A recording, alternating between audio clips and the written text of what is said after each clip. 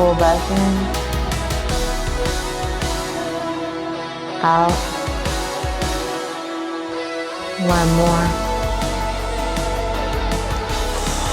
Pull your knees up, plant your feet on the floor, and you're gonna rock side to side. Windshield wiper the legs. Really drop into each side.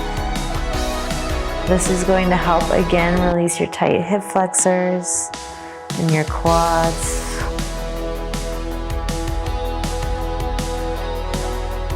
You can also actively, if I take my hands, press down a little bit on my hip bones and pulling up like you're brushing up towards your stomach while you're doing it.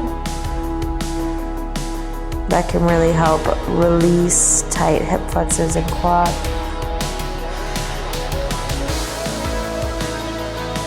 If you have low back pain too, this is a really good one to do.